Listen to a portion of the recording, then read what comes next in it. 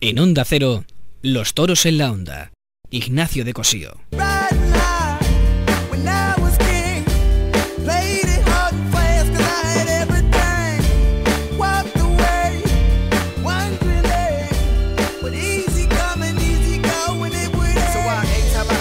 Muy buenas tardes a todos y bienvenidos a Los Toros en la Onda. En el programa de hoy tendremos el privilegio de conversar con uno de los últimos maestros del toreo clásico, largo y profundo de siempre.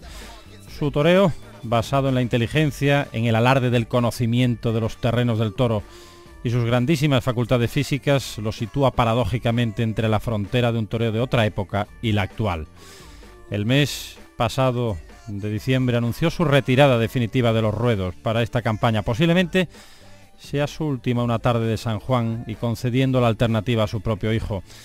Él se autodefine como un torero lógico y habla de la corrida como si de una novela se tratase, donde cada autor debe servir de interlocutor entre el toro y el público.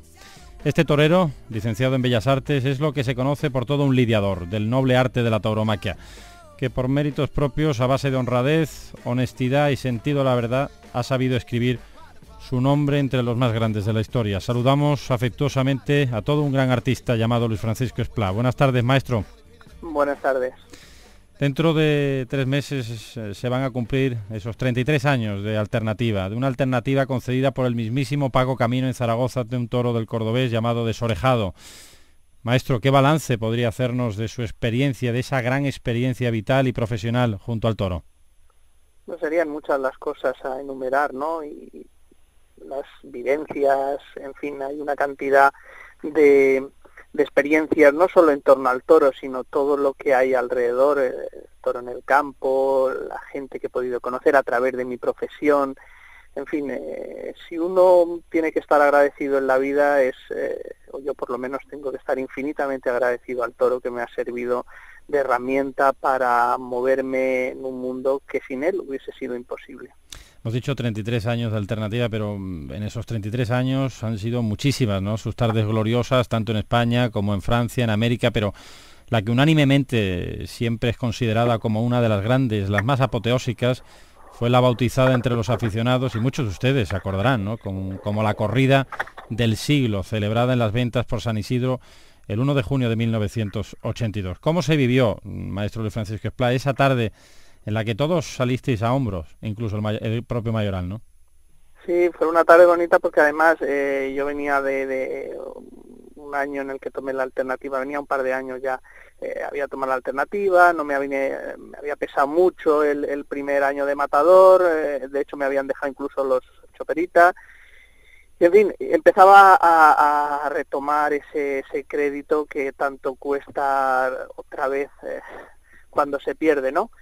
Y bueno, aquello fue de alguna forma esa rúbrica, el aval definitivo para que yo pudiese otra vez tener vida artística en este mundo, ¿no? Y eso pues vino además rodeado de todos los ingredientes, porque incluso en televisión yo creo que es la corrida que mejor se ha producido, se volvió a retransmitir 2 veces más, en fin, creo que si uno le pide a la vida que le traiga un tren en el momento determinado, ese fue mi tren.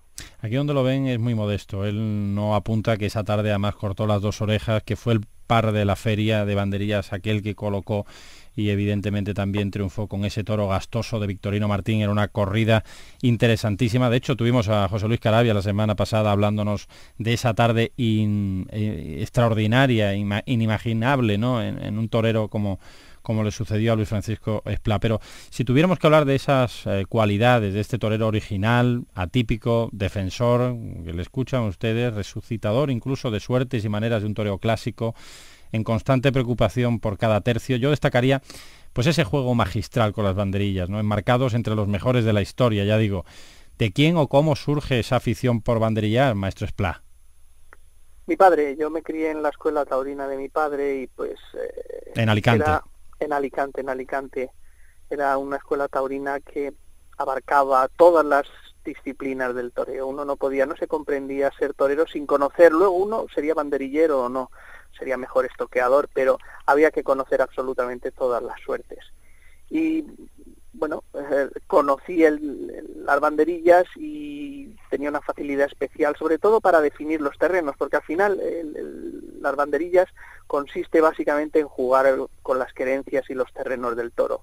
Y como yo había vivido ahí en la escuela taurina, siempre esa presencia constante de la vaca, los partidos de fútbol se hacían con la vaca, tal, desde pequeño, pues de alguna forma aprendí o se me inculcaron todos esos movimientos y luego no tuve más que convertirlo en estrategia con las banderillas en la mano. Uh-huh. Usted sabe que el final está cerca. ¿Por qué la decisión de decir adiós cuando se encuentra en ese magnífico momento? Precisamente por esa cuestión, ¿no? Uno tiene dos problemas siempre en el ruedo, uno es el toro y otro es el público. Si se envilece la relación con el toro, automáticamente pasa como en las relaciones amorosas, ¿no? O sea, ese tercer ingrediente que es el público termina de envenenar absolutamente todo. Y después de 33 años irte de aquí con esa sensación de amargura, porque además es la que al final prevalece, ¿no? Las últimas sensaciones son las que marcan absolutamente al ser humano.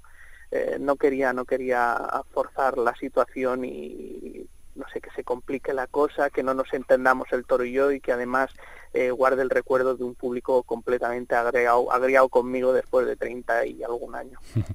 Yo creo que también es porque estamos inmersos en una época en donde, digamos, también la quietud y la lentitud es la tónica general de los intérpretes, a excepción precisamente suya, ¿no? En donde el movimiento resurge como principal argumento en la lidia, ¿no?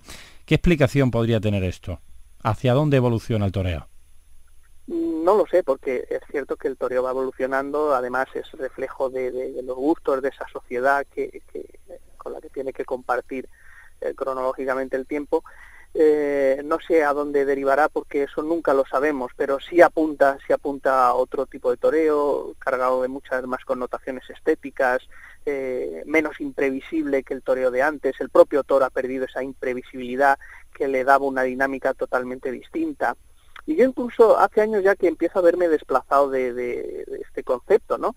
Porque yo siempre he tenido al toro como insinuador. El toro era quien de alguna forma me iba insinuando y me iba marcando las directrices a tomar durante el transcurso de la lidia. Yo aportaba las soluciones técnicas. Cuando ese toro empieza a sugerir menos, cuando hay menos animalidad y menos vitalidad en el toro, evidentemente mis argumentos empiezan a perder consistencia, ¿no? Y bueno, vamos de momento hacia ese tipo de toro y hacia un toreo mucho más organizado, más metódico en ese sentido, porque hay que aprovechar los 20 pases del toro y sobre todo la imprevisión, que ha sido siempre la esencia del toreo, se va perdiendo en estos momentos. ¿Qué le parece entonces un torero como José Tomás? ¿Una consecuencia de ese nuevo toro o de ese público del que hablamos de que ya solo pide el toreo épico?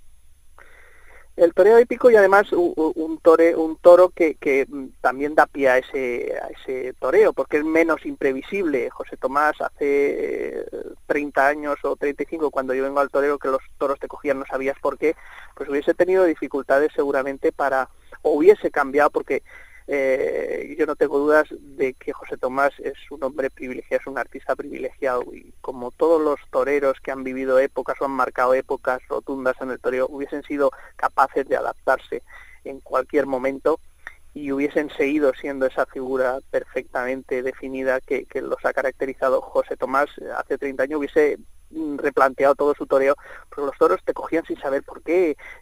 Si equivocabas un terreno estabas cogido, había mucha más animalidad en el toro y tú tenías que jugar muchísimo con ese conocimiento de los terrenos y prever absolutamente lo que menos esperabas. De alguna forma facilitaba o hubiese facilitado menos ese tipo de toreo. Yo siempre pienso que toreros extraordinarios siempre pueden imponerse a cualquier tipo de toro, pero a lo mejor para crear espectáculo, o por consiguiente, si la calidad del toro, a lo mejor es imposible hacer algo que merezca la pena, ¿no? Por mucho que quiera el torero. Hablamos del toro actual, ¿no? Sí. Sí, evidentemente el material con el que cuenta el torero, lo he dicho siempre, es el toro, pero no el toro por su apariencia, ni su volumen, todo esto, o la fuerza que tenga. Eso es anécdota en el capítulo de aportaciones.